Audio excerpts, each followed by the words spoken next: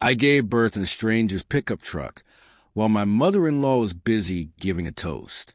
I was never supposed to be at that wedding alone. That was the first mistake in a domino line of catastrophic failures that nearly ended with me flatlining on an operating table while a room full of doctors fought to bring my daughter into the world screaming. But here's the thing about being a people pleaser. You convince yourself that if you just stay small enough, quiet enough, invisible enough, you won't ruin anything. You convince yourself that your bleeding body is less important than a seating chart. My name is Lauren, and 3 weeks ago, I was 8 months pregnant with my first child. My husband, Derek, had been called out of state for a work emergency that was supposed to take 48 hours. It was a kind of mandatory, non-negotiable business trip that came with a promotion attached to it. The promotion that was going to give us the nursery we've been dreaming of. We made the decision together. I was healthy. The pregnancy had been textbook perfect. My mother-in-law, Patricia, had assured Derek that she would keep an eye on me during his sister's wedding weekend. That was mistake number 2. Believing her. The wedding was for Derek's younger sister, Vanessa. If you've ever met someone who turned their engagement into a 12-month-long personality trait, you know Vanessa. She was the kind of bride who had a countdown on her Instagram story from the day the ring went on her finger. She had vision boards. She had color-coded spreadsheets.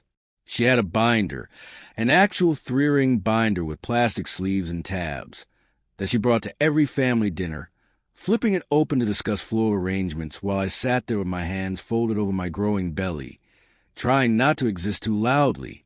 I tried so hard not to overshadow her.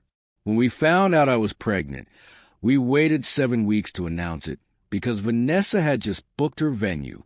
7 weeks of hiding my nausea at family barbecues, of pretending I wasn't exhausted, of smiling while she talked about her journey to the altar like she was the first person in human history to get married. When we finally made the announcement, Vanessa burst into tears and locked herself in the bathroom. Patricia followed her, of course, and when they emerged 20 minutes later, the air was so thick with resentment you could choke on it. Patricia pulled me aside that night. She didn't yell. She didn't have to.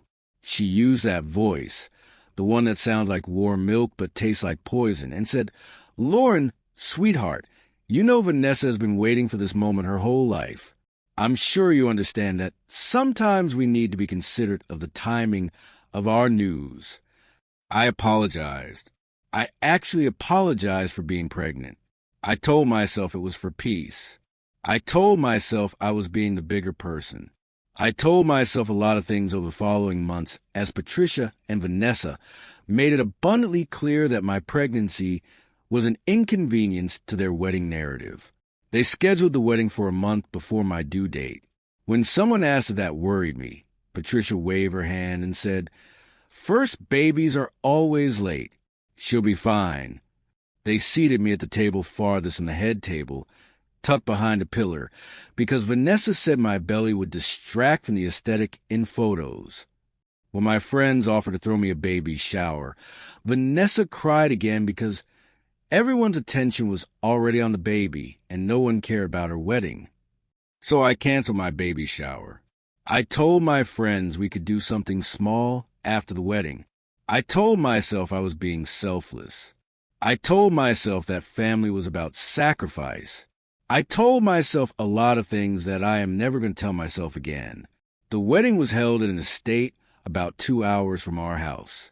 Derek had been gone for 3 days at that point, stuck in a city on the other side of the country because the job that was supposed to be 48 hours had turned into a week. He called me the morning of the wedding, sounding exhausted and guilty. "I'm trying to get back," he said. "I hate that you're going alone." "It's fine," I said. This was my mantra. "It's fine. Everything was fine. Your mom said she'd look out for me." There was a pause on his end. Derek has known his mother his entire life, which means he knows exactly what she is. But he also loves her because she's his mother, and that love comes with a lifetime of conditioning. Just Stay close to my cousin Helen, he said finally. She's the only one with a spine in that family besides you. I laughed. I promised him I would. I hung up the phone and rubbed my belly and told my daughter that we would get through this, that it was just one day, that we could survive anything for one day. The ceremony was outdoors, which meant I spent 45 minutes standing in the sun, while Vanessa walked down an aisle that had been strewn with so many rose petals it looked like a crime scene. I was dizzy by the time she made it to the altar, but I told myself it was the heat. I told myself to drink more water. I told myself I was being dramatic. After the ceremony, there was a cocktail hour while the wedding party took photos. I found a bench in the shade and sat down heavily, grateful to be off my feet. I was wearing a navy blue dress that Vanessa had approved because it was dark enough not to stand out. I had done my hair in a simple twist. I had worn minimal jewelry. I had become as small as I possibly could while carrying an 8-pound human inside my body. Helen found me about 20 minutes into the cocktail hour.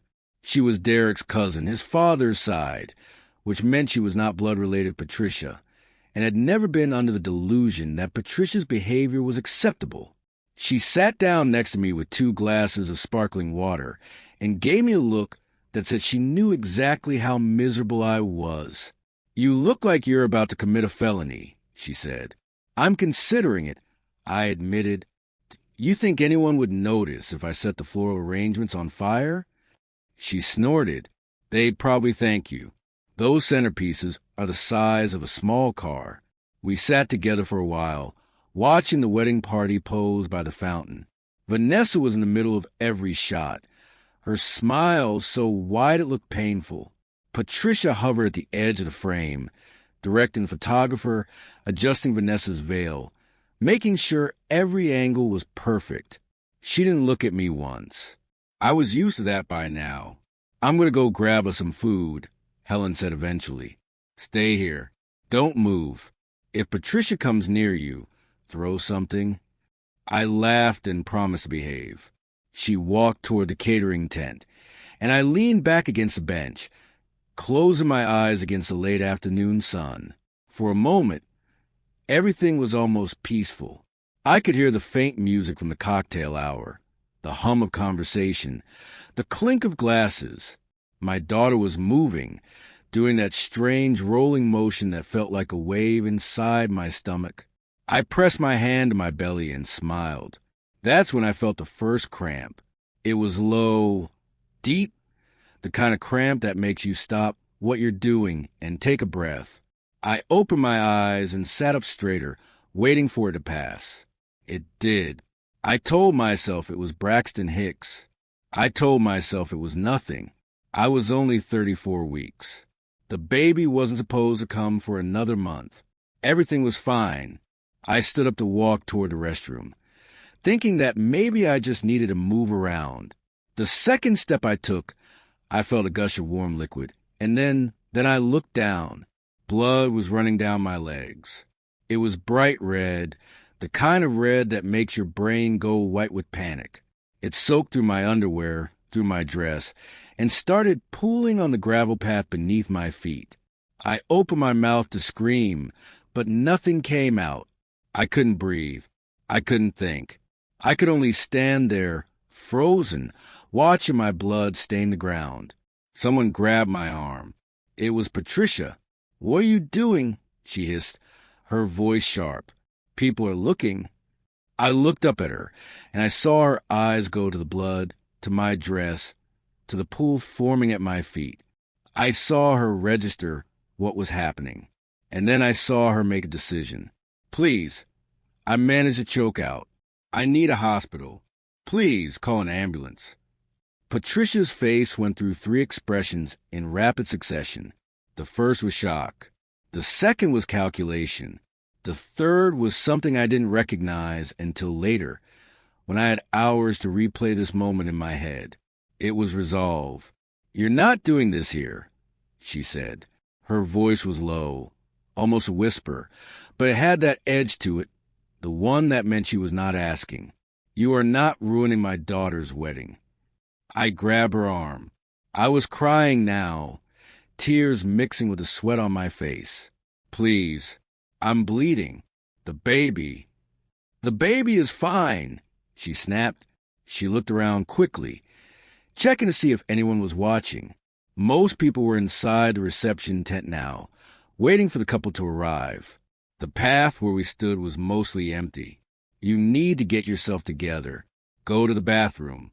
Clean yourself up. We'll figure something out after the toasts." She grabbed my arm, hard, and started pulling me toward the main building. I was too shocked to resist, too scared. My body was screaming at me to run, to find help, to do anything except follow this woman into a bathroom. But she was stronger than she looked, and my legs were shaking so badly I could barely walk. She pulled me through a side door into a hallway that smelled like lemon polish and old wood. There was a bathroom at the end, a single stall, the kind they probably use for staff. She pushed me inside, and I stumbled forward, catching myself on the sink. "Stay here," Patricia said from the doorway. "I'll come get you when it's over." I turned to look at her, and I saw her hand on the outside of the door. I saw her fingers curl around the edge. "No," I said. My voice broke. "No, please. Please don't leave me here. I'm bleeding. Something is wrong." She looked at me for a long moment. The blood was dripping onto the tile floor now, making a pattern I would remember in my nightmares. Her face was completely blank. "You should have thought about that before you decided to make everything about you," she said. "This is Vanessa's day. It's the only day she gets. And I am not letting you take it away from her." She closed the door. I heard the lock click. I screamed. I pounded on the door with both fists, screaming until my throat was raw. I screamed for help. I screamed for anyone.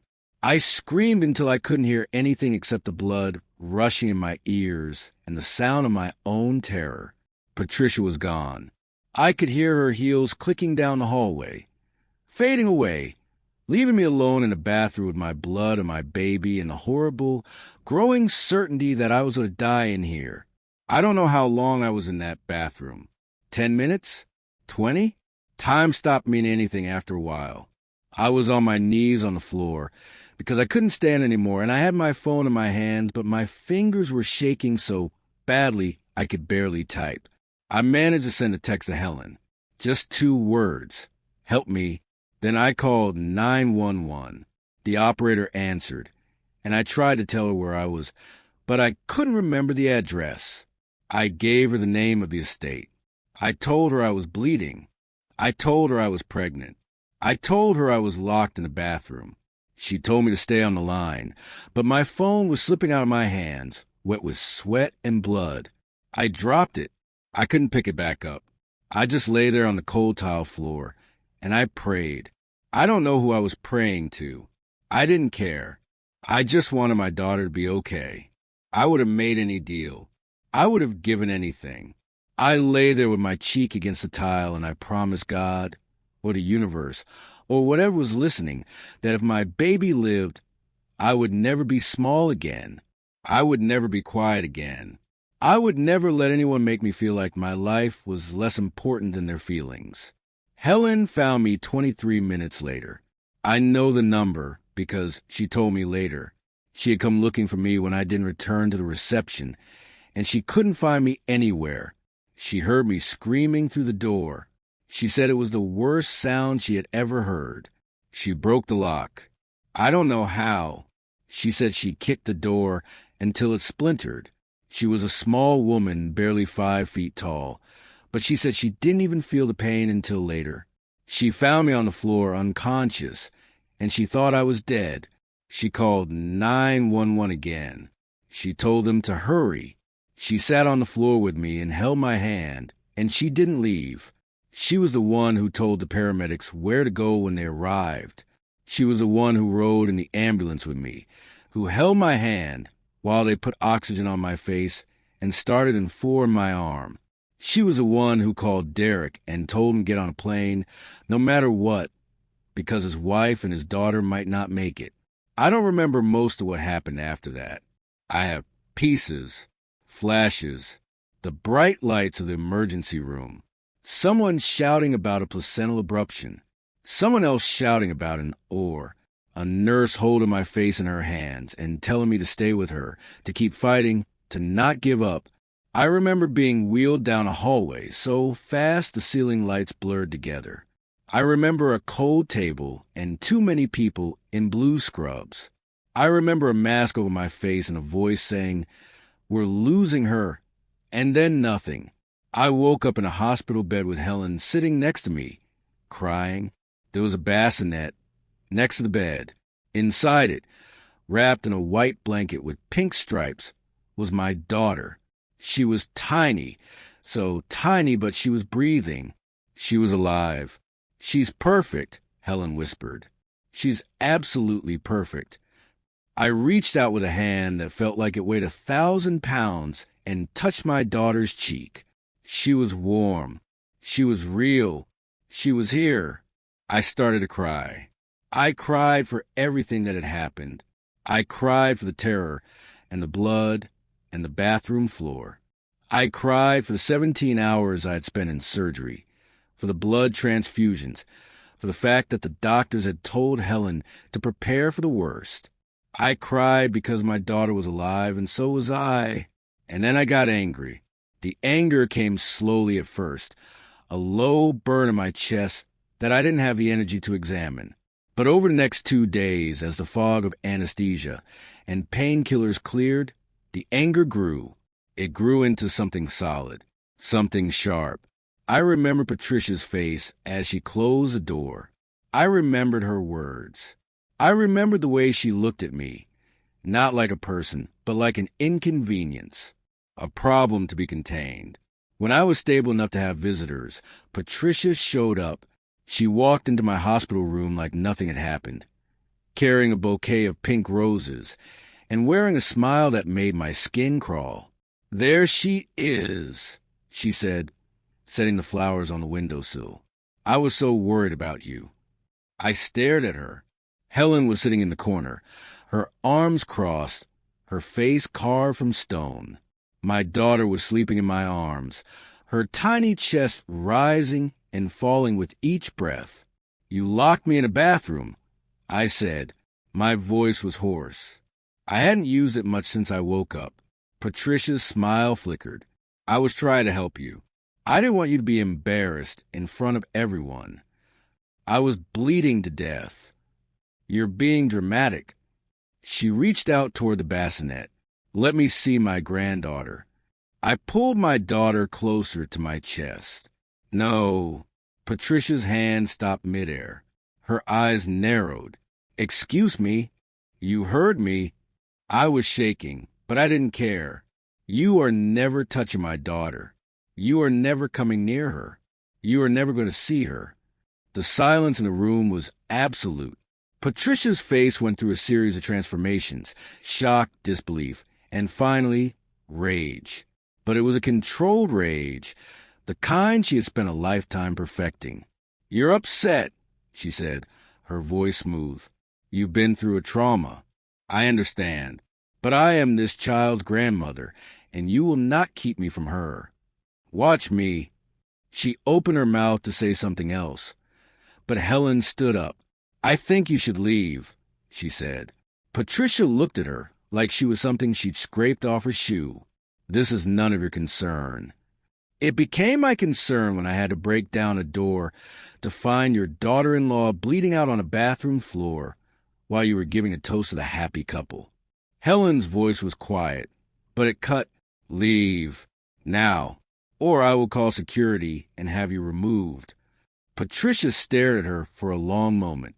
Then she looked at me, and I saw something in her eyes that I hadn't seen before. It was fear. Not fear of me. She would never be afraid of me. But fear of losing control. Fear of not getting what she wanted. "You'll regret this," she said quietly. "I regret letting you anywhere near me," I said. "But that's over now." She left. The door clicked shut behind her, and I burst into tears. Helen came to my side and put her hand on my shoulder, and I cried until I didn't have any tears left. For the next week, Patricia's campaign of harassment was relentless. She called the hospital so many times that the nurses stopped putting her calls through. She sent flowers and cards and stuffed animals, each one with a note about how she was so excited to meet her granddaughter. She showed up at my room twice more before security banned her from the floor. When that didn't work, she started on the family. She called Derek's aunts and uncles and cousins, telling them I was keeping her grandchild from her for no reason. She told them I was mentally unstable and lashing out because of the trauma. She told them I was using the baby as a weapon to hurt her. And because Patricia had spent decades cultivating her role as a matriarch, the one who held the family together, people believed her. At least some of them did. My phone blew up with texts and calls from relatives I barely knew, all of them telling me that I needed to forgive and forget, that Patricia didn't mean any harm, that family was family. Derek came home 4 days after birth. He had been stuck in that other city, trying to get a flight, trying to get a rental car, trying to do anything to get to us. When he walked into the hospital room, he looked like he hadn't slept in a week. His face was gray. His hands were shaking. He saw me in the bed, pale and weak, with 4 lines still in my arm.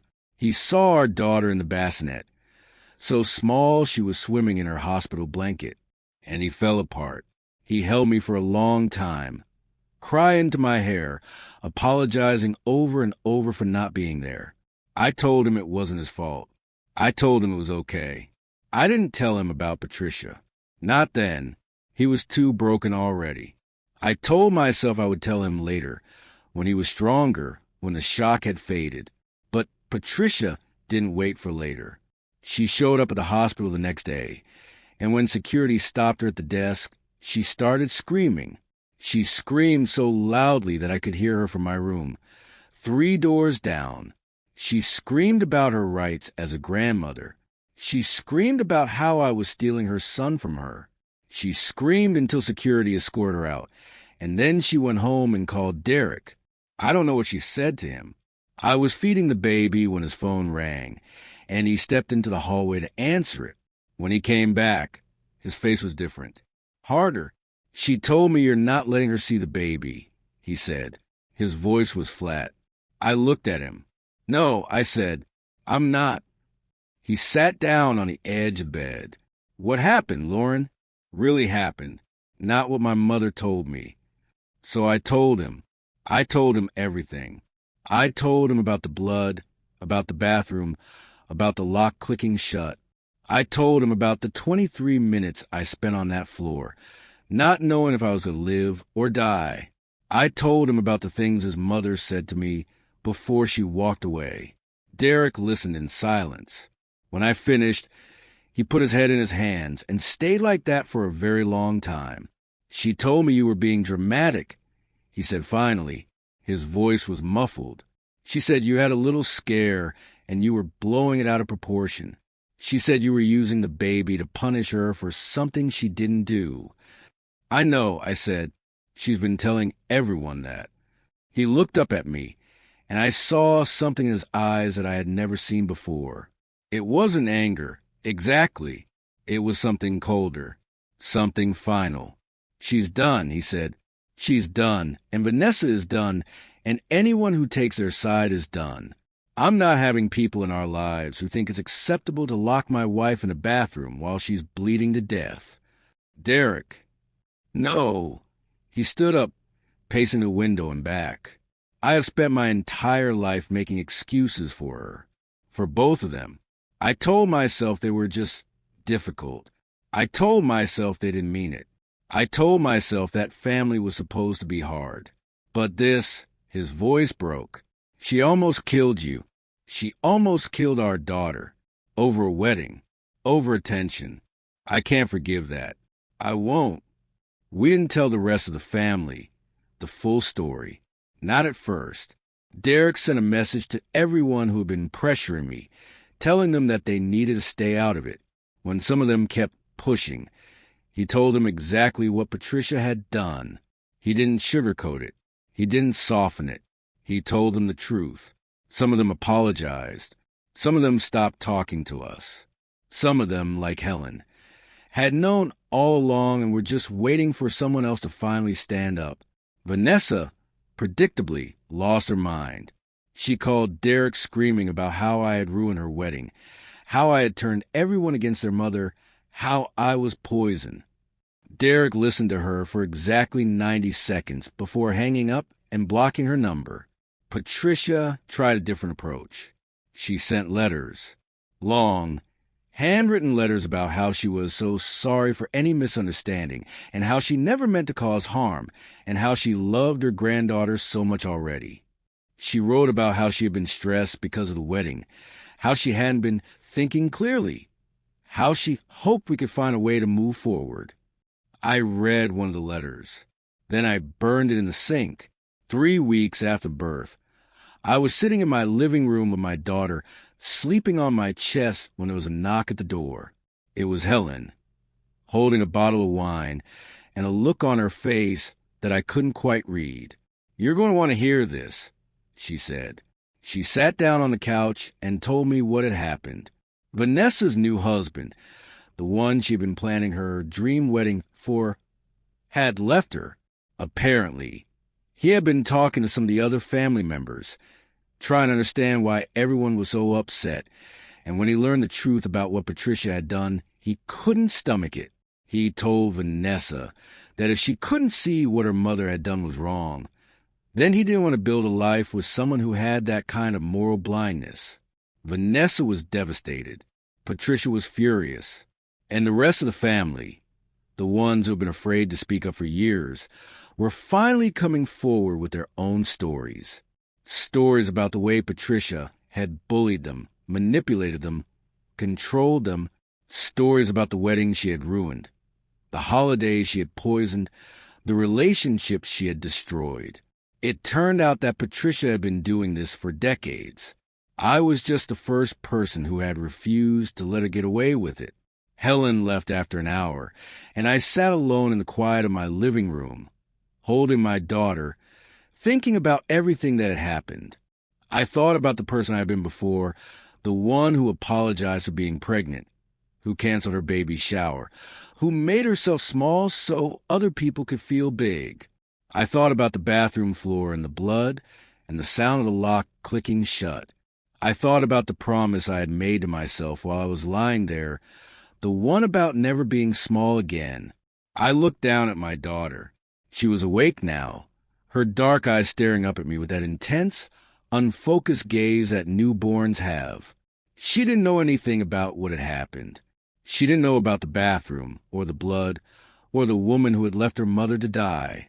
All she knew was that she was safe and warm and loved. That was all that mattered. That was the only thing that would ever matter. Derek came home from work that evening and found me on the couch, still holding the baby. He sat down next to me and put his arm around my shoulders. "Helen told me what happened," he said quietly, "with Vanessa's husband." I nodded. "She did. Are you okay?" I thought about it for a moment. Was I okay? I had almost died. I had spent weeks recovering from a surgery I never expected to have. I had a newborn daughter who had come into the world under circumstances that still gave me nightmares. My husband's family was in shambles, and half of them weren't speaking to us. But I was alive. My daughter was alive. And for the first time in my life, I wasn't trying to be someone I wasn't. "I'm getting there," I said. Derek kissed the top of my head. "We're going to be okay," he said. "All three of us." I leaned into him and watched my daughter sleep, and I let myself believe it.